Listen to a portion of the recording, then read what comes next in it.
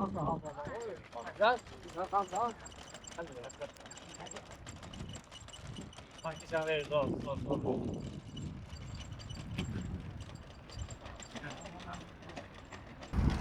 så såg jag här.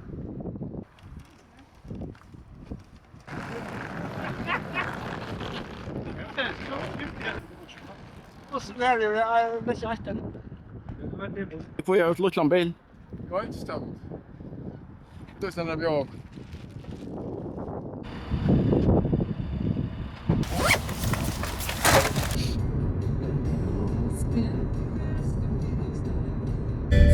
Ja, ska jag bandilo. Ah? Okej.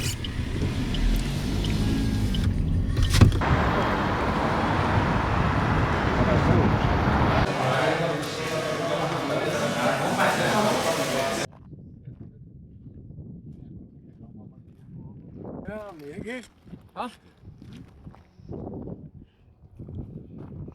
Vi funnet den steinen. Vi funnet, ja, vi funnet. Jeg fant jo at det stopp for boja i slaget om det klær. Ja? Bilen var fått sånn her klar.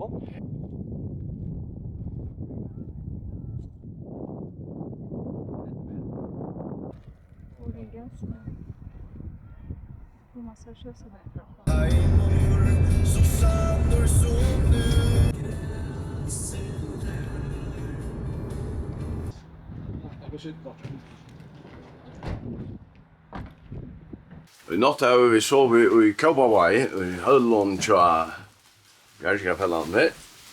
Ja? Bara en rundtur kusk, om du visar mig att det är i Höllen. Jo, det är väl va? Ja, det är Jens Christian Kusk. Maskinparken. Vad är det för jakför? Jamen, der er jo en snekmobil, og så er der jo diverse busser og strækker. Du får in den där. Och här är det också där. Jeg regner med, det må være kommandocentralen, der er her. Ah ja. Det är det Chalmar och Walkie-talkie, jamen videre.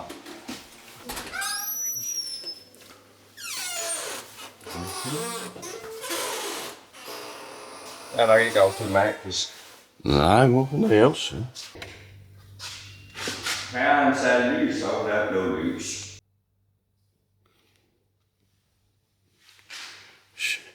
Ja, snescooter og det hele. Ja, Godt bruge. och jag sliter sätta att han vill. Ja. Og må ikke den bil, der den kan klare at køre med en snescooter eller to. Jo, en klintrevekor. Jo, här är alla grejer. Ja, tack för rundvisningen, ja.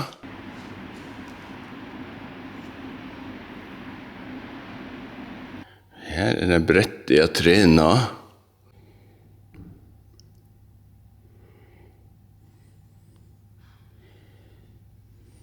Vi färrar nu ur Kaupavai till Akureyri. Och här färrar vi där vänja och att vara samman vid Bjärgafällan här. Variera det sin tur och röna komma i förbindelse vid forskjellige Bjärgafällan. Det Bjärgafällan är den som vi var av först för vi var här för jag har det 2012. Och nu tar vi komma last för så att det finns en annan. Här har vi haft det gott. Det är mer en lötta som kommer gå i. Men han söker inte kaffe vi. Jag finns med Roy. Ja, men han har varit mycket alltid men står det bara väck.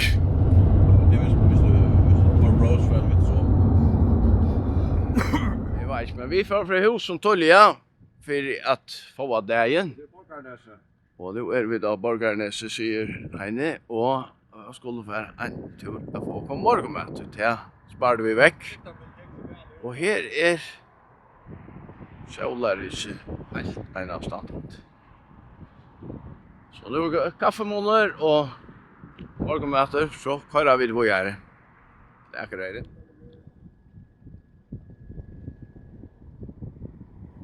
For at holde mig kørende. Det er jo Fjallabjargarar. Ja, men forskellen for mig til dig, det er, at jeg faktisk skal arbejde. Du sidder bare med benene op på kontoret. Ja, hvad så? Nej, jeg så du arbejde den anden, der du sidder til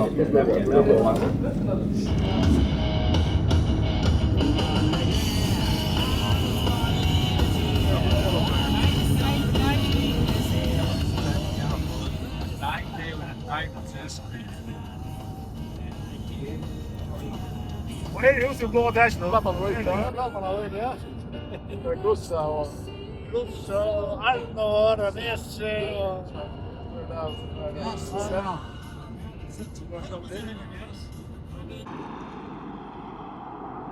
Ja, nu er vi kommet til Akureyri, og virkelig himmelsk. Det skal være verant. Det skal nok bli funnet opp. Dette Bjargingarfellagshus Tjataimon. Bjøtlen kvøyt. Stittlig og godt. Her er samme søvann. Vi går i utkjør, nekve biler, køyre Jøklund og Javon og alle stedene. Her er nekve belte akfør og monsterbilar av forskjellige slag. Det er mannskapsvåpen her. Og jeg snakker av sånne her... Jeg skal ikke spille han reita. Det er så til å være stuttlet og ikke snakke om videobruk for oppgave arbeid. Ja, Jens Christian er hovedtidsen av sånne her. Vel dum med det? Fantastisk. Jeg kan nu bedre lide bilerne. Det går av greier. Ja. Er det noe som du aldri vil ha bruk for det? Nej. Men den der, den kunne jeg godt bruge. Det er også her, når du bliver.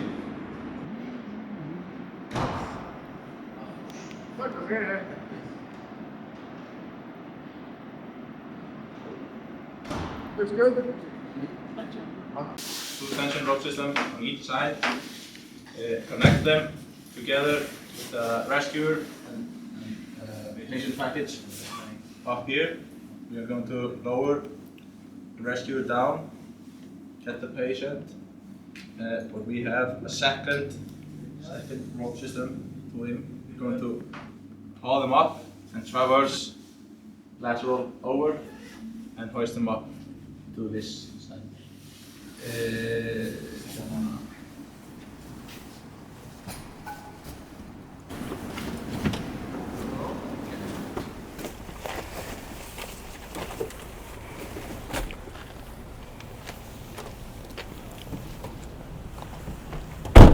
Nu er vi då skulle vänja vid Íslandi här nu.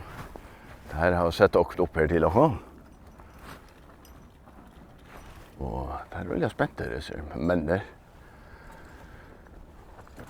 från Mountain Rescue för Fjallabjargarar. Och kollet ju i bara här. Jag bor ju ett kväll så art går ju ordrander jag han ger för mig. Men vi har vi det heina. Her er hva går rett ut på? Ja, vending. Vi Fjallabjargarar noen solor i Akureyri. Skulle rett nok på sjur og en jack. Og en jack, vi er bare til på nå. Ja, mitt i bunnen av den jack. Akkurat som en jack. We need three guys with us. Yeah, on the far side team and the rest on the near side because we need to settle the vortex and more anchor work on that side.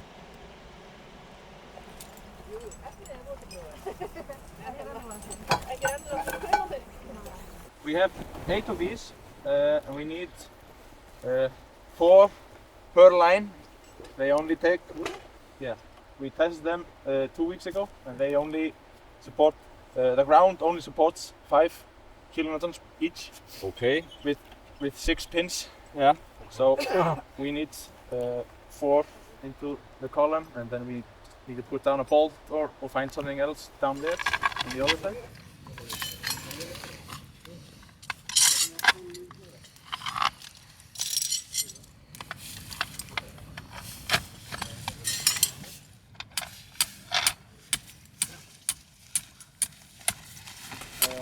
put two of these together, like you just had it.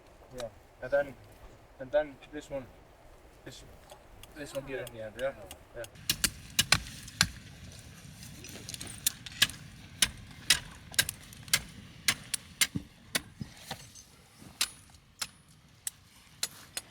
Human ankle, meat ankle. You probably have one extra headstone.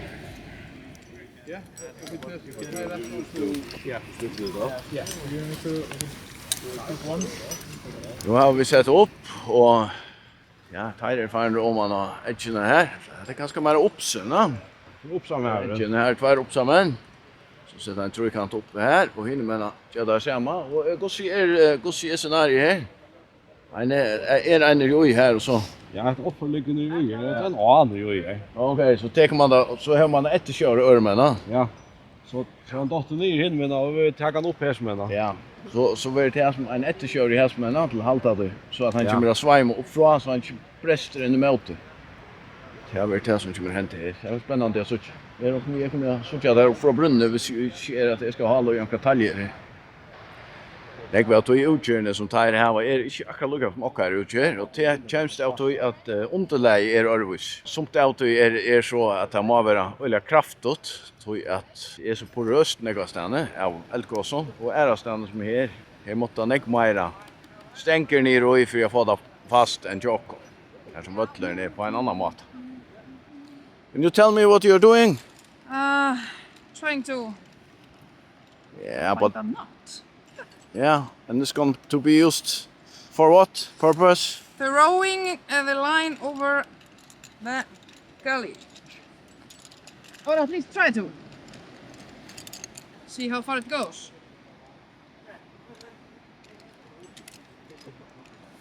Worst case scenario, we'll pull it back up. A little bit wet. Okay.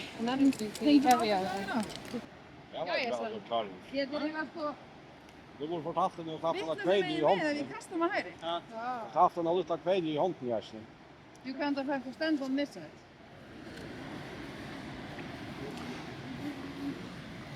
Okay. Nej, nej.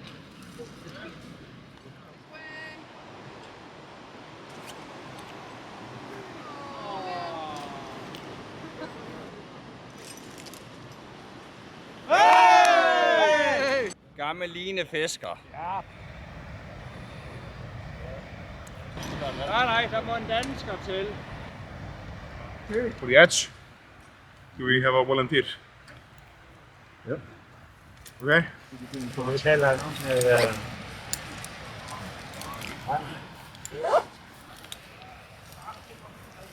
Make sure.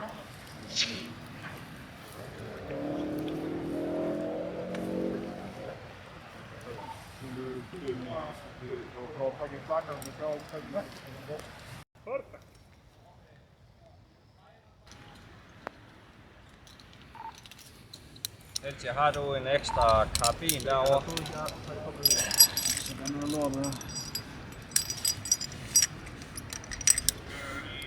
You want to keep him close to the cliff on the other side, and then when he's about halfway down, we can stop giving out slack. Yeah. Are you ready?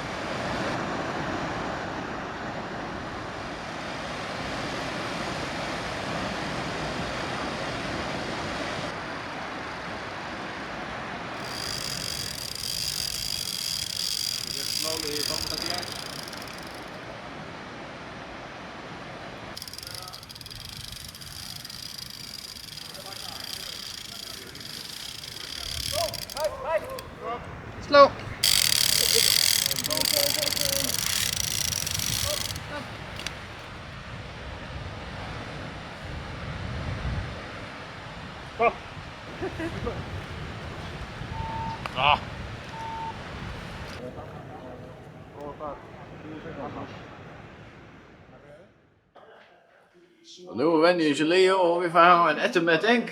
Det var sted. Det var at den der var morgen. Da var det svimmer jo sagt. Stærk osk. Jeps, varm kilde. Varm kilde i morgen.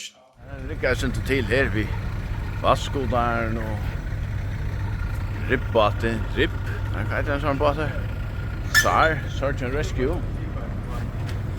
Så får vi da prøve. Vi legger ikke. Hallo. Jan Aldar. Kristoffer, kom vi. Ikke vi tror ikke. Jan Aldar. Yes. Vi fyller alt trus neste år. Jeg vet først. Ja, du fyller først. Jeg spiller mot 24 igjen. Å, er det det? Nei. Jeg er ikke gammel. Og det er Jens Christian Kusk som skal leffe seg i. Han er vandret ved kjetteldrakt.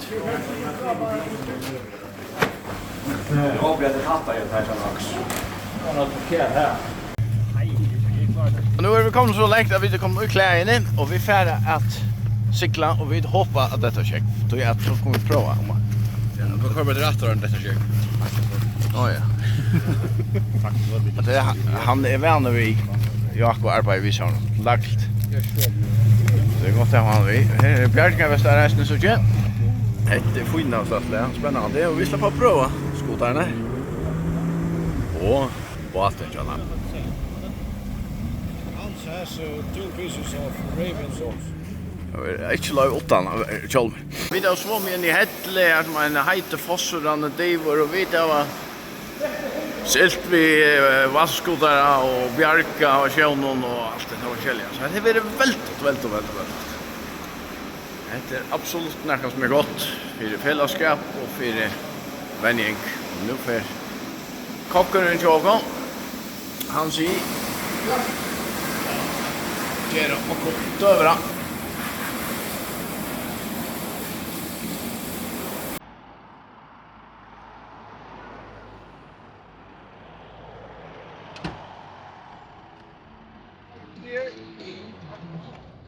Nu har vi finnet en annan bil. Han var snöa skotter. Det är en fine bil. Han är akkurat lyckas min. Det är bara däcken som är rörvis. Alltid. Träschar han bättre? Nei, han er akkurat lykka. Men vi kjørte rød, nå finnes jo pykka der. Løy må jeg pykkar. Ja, det tror jag vantar mig.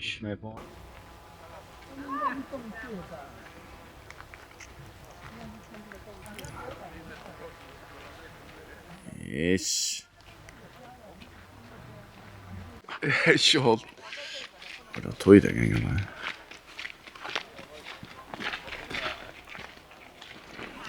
Sent on man. Då är vi fan råkna en tur i Dimmoborgon. Det är också särskilt hjärtfrösligt fyrirbrykte vi smäckfullt av Hedlund och Hålund och här är en riktig av turister så kanske inte akkurat bara inte vi får det. Det är rinkorrotorna. Och här är otroligt flott. Men jag har sett några avmarsningar där snö. Och så är man ser farvägen av ras och alla stan. Så att det är ju sett avmarsningar och men det är snö. Folk som glömmer på med avmarsningarna. Det är sånt skit. Flott det är.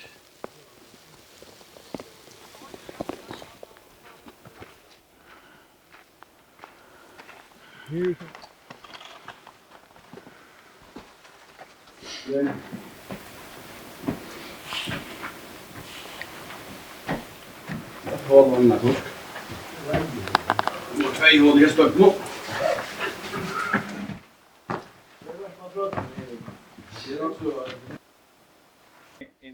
I Íslandi i Íslandi er en hål. I Íslandi i Íslandi er en hål också. Det är samband allt. Ja,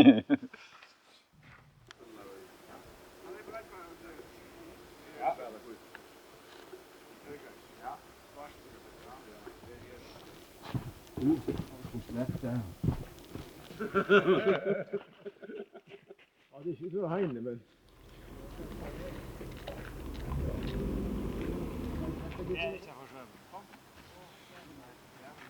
Ja, jag hittar bilen.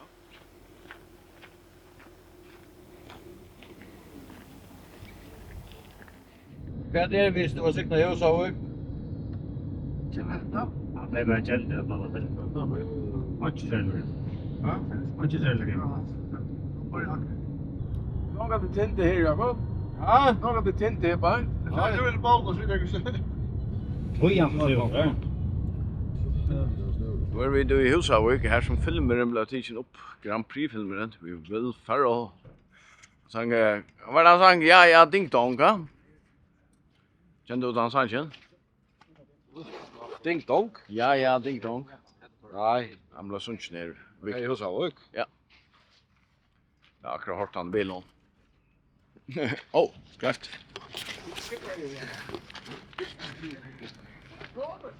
Ha?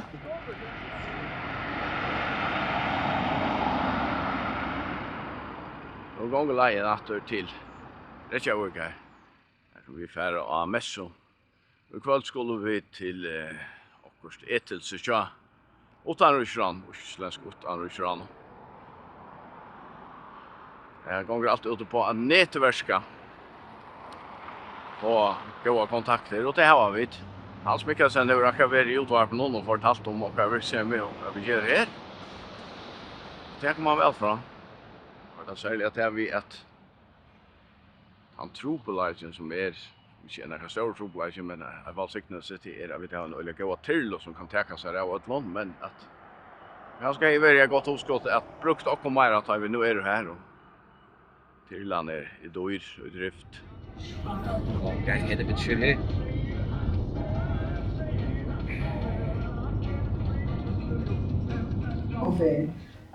Så er det nok vi 4 minutter til evakuering av Novalone, og det er så rykka her til hva det er hendt, så... Men staten har kjøpt alt fra Haltkonera? De som vilja sälja. Ja. Ja. Jag hade menat att det fick och It's all been very short, so I'm like trying to see all of it. Anyways, we are so happy to have you here. As you know, or may know, we have just moved here. So you're one of our first guests. Isa really holds a special place in our hearts. The work. Nu har vi akkurat vært til dere kom sammen til utanrykes, skal være utanrykstjennesten, det islandsk, utanrykes fra herre fruene. Og nu er vi ferdig og en hangar, en bjergtikar til anstendt. Så vi opplever i sentra akvarium. Vi har en mann vi her fra bjergtikar, forsk bjergtikar tjennesten, en digitally Holm. Han er pura vekk.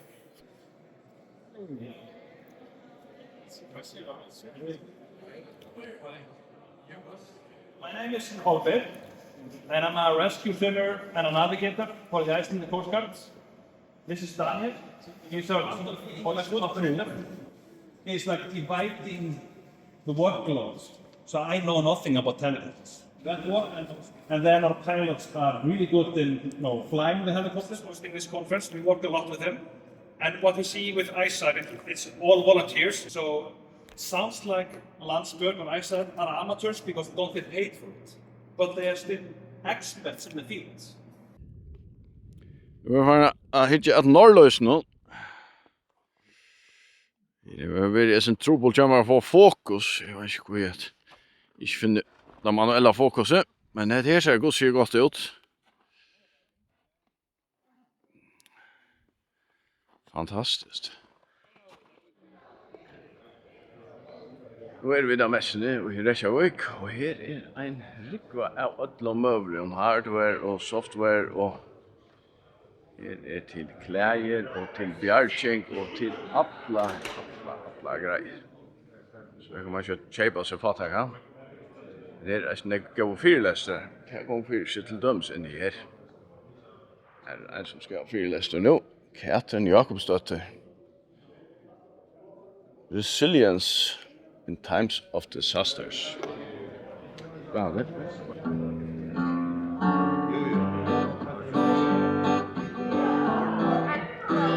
Oh yeah, yeah, yeah, yeah, yeah. Oh yeah, yeah, yeah, yeah, yeah. Húsið að gráta, alveg eins og ég.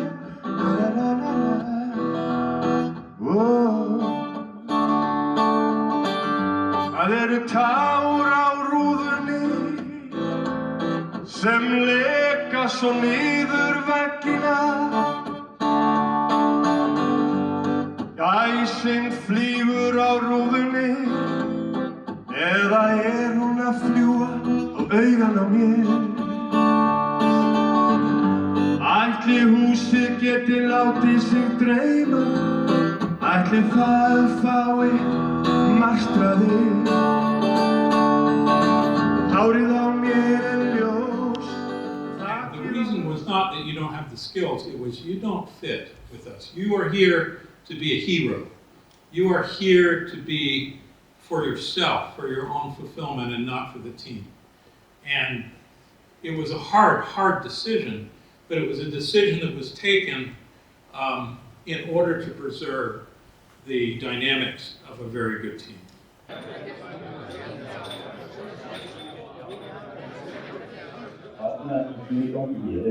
Við sem komum sem utlandsmenn í dag að ræða við. Mjög fljótlega komum þarna úr nærsveitum. Það sem var sérstakt þarna var þessi aðkoma leiðsögumanna sem voru þá annaðhvort á svæðinu í þessum ferðum nálægt og svo starfsmenn vatnajökulsþjóðgarðs sem voru þarna að minnsta kosti komnir þegar og ásamt því að einstaklingur undir ísverkinu sem ná undan ísverkinu og hann úrskurðaði látinn á vettvangi.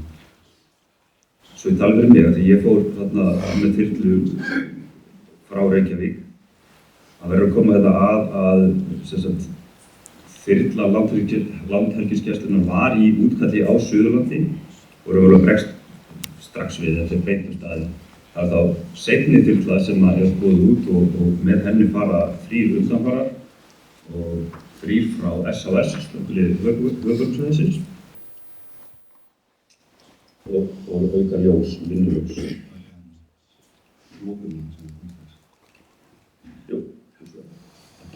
Á þessari mynd langar ekki ágætt að sjá bara mjög fljótlega, það var strax sett inn að innrilokun.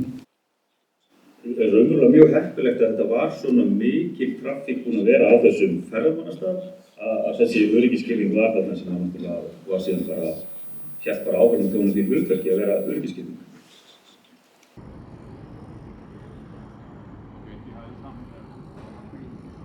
Ja, nu färrar vi först till Hafnarfjärrar. Här var skassätter för att komma till Grindavíkar. Brant och ringde jag kan nu och spurte hur snäckt vi var bort. Ja, men det var på att alla vi skulle släppa vi. Ja, men vi vet att det inte skassätter och eller vi inte köpte på naturen först. Så rönte vi att vi de slog vi och täppade runt till. Men så knappt det bara alltid hela luggan så nu är det vi. Ja. Och vad är det? Hur skulle vi det? Grindavík, her jo bygtene lastet av, eldgåser her alene, og her sprunker, og her hålevev, og litt veier opp, og alt sånt. Og ånden slipper inn her, men nå en tur arrangerer vinner, og så er det at vi kommer suttje der. Men før jeg slipper inn, så skal man skrassettes. For jeg skal ha vidt kvar for inn, og kvar som rutat. Så det er at ånden kvarver her. Att han vill ha den här standardlinjen. Det är som inte är i samma fina sällskapet som vi vet. Men jag vet köra in och i bygderna. Bara så att det är blåa lån bara framför jag. Det är den heta kältan som där säljer som jag vill. Men det är väl stoppflyer för nu är det uppe i allt. Det är allt elgås som är här. Vi har det inte skrivit över vägen. Kört nog jag väg, la grive det. Jag får det till runt det. Ja, det elgås i runt det så det kört bara nog jag väg är nog till färd. Det är så nästan. Vi kan ha det. Vi kan ha elgås. Ja, vi stoppar här också. So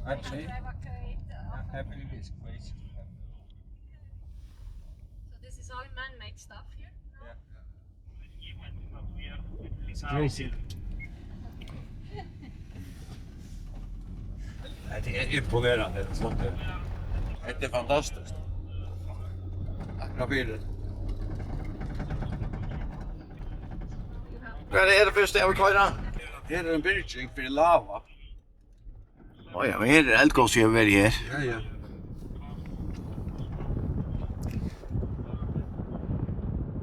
Ja, som vi stand då här, det är väldigt gärna för det lava som runt ur eldgås nu. Det är för jag välja för jag ser för jag tar kraftverk att han blir. Den blåa lån är snära parter där. 7 kilometers of craters that we have. So in the early phases of the eruptions, normally this rises like a wall of fire. Sometimes up to 4 kilometers, then it narrows down, maybe 1 or 2 kilometers. And then after some 6 to 12 hours, everything eases off a little bit, and we have the activity confining into few craters, 3, 4, 5 maybe, and then eventually in the end, one main crater.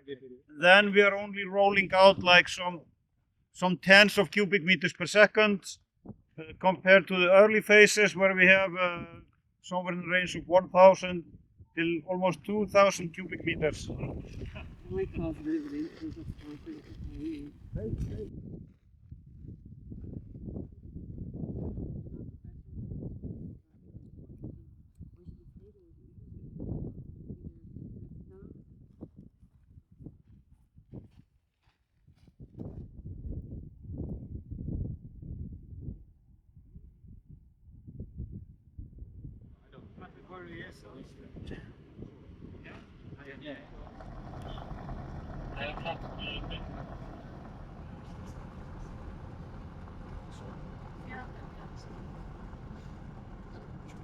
Nu kører vi ind i en spøgelsesbøj.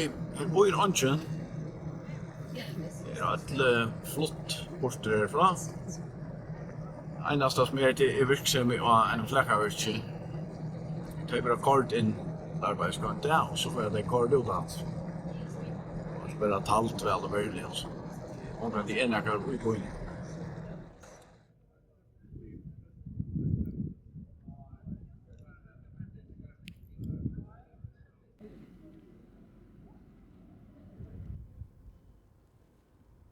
Familjer och samband och idrottarfälle allt som bara är.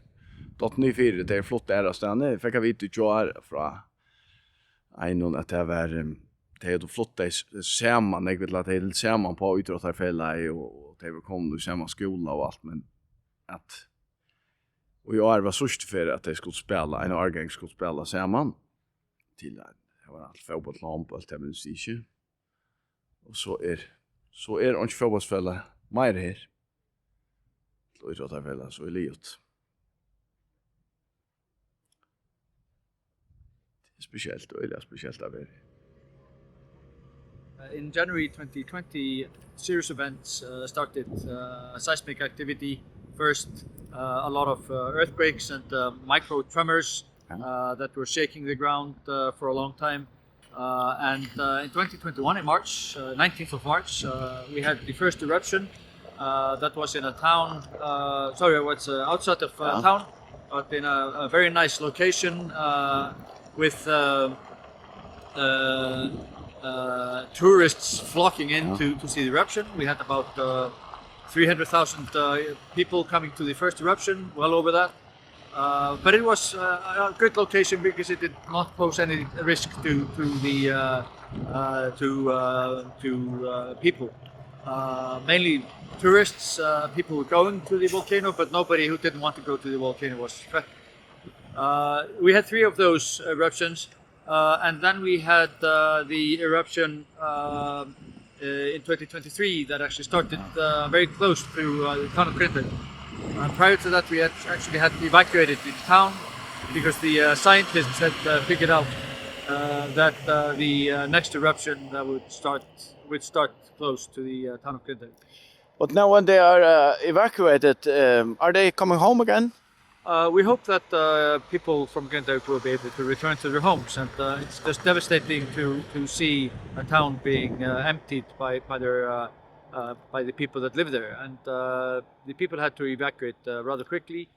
so there was no time to adjust. But people had been shaken for a very long time before the eruptions, so that this experience has been has traumatized people, and is really a sad thing to see. The good thing is that the industry is still running, so that the fishing processing companies are still operating, and there is activity in town. But due to security reasons, people are not allowed to stay for a long time in their houses, and we are now in a phase of uncertainty where people are actually have moved to other places, but many of them have jobs in Grindavík. And the hope is that this will someday end and people will be allowed to go back to their houses. And what is your part in all this? I work for ISAR. I'm the project manager for search and rescue nationwide. So I make sure that the teams are doing a good job. So I try to support them in any means possible. Yeah, and what is the job of the teams? The teams, so volunteer search and rescue in Iceland is basically the entity that keeps the country operating and running smoothly. So that when we have problems with like winter storms or anything that nature can throw at us, the rescue teams bear the brunt of the response.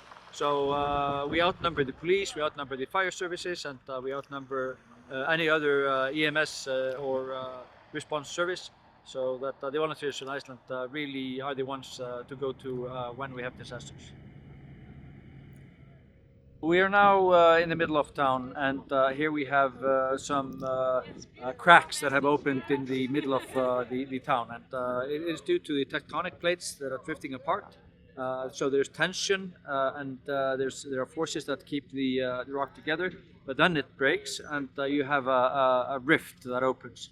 And people are in danger of stepping into like a rift. You can be walking on grass, and then suddenly the grass just opens under your feet, so that the town is considered to be unsafe mostly.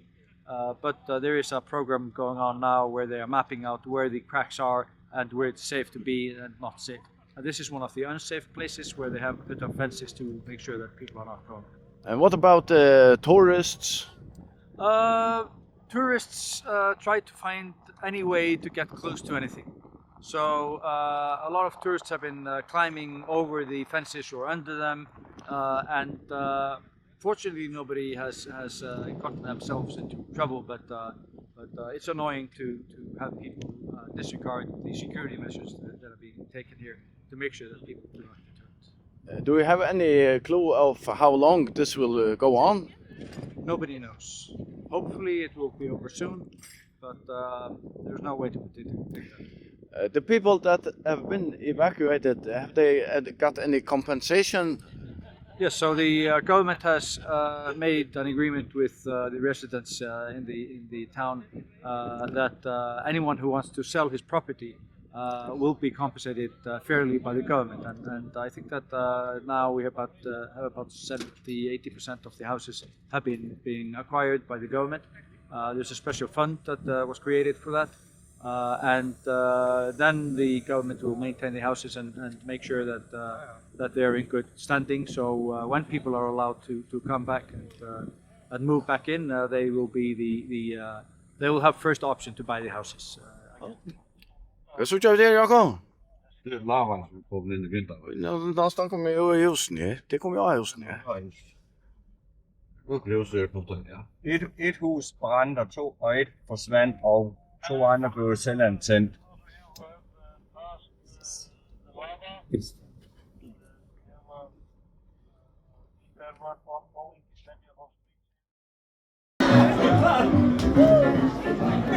여러분 기억을 가성료나 기억을 Hey!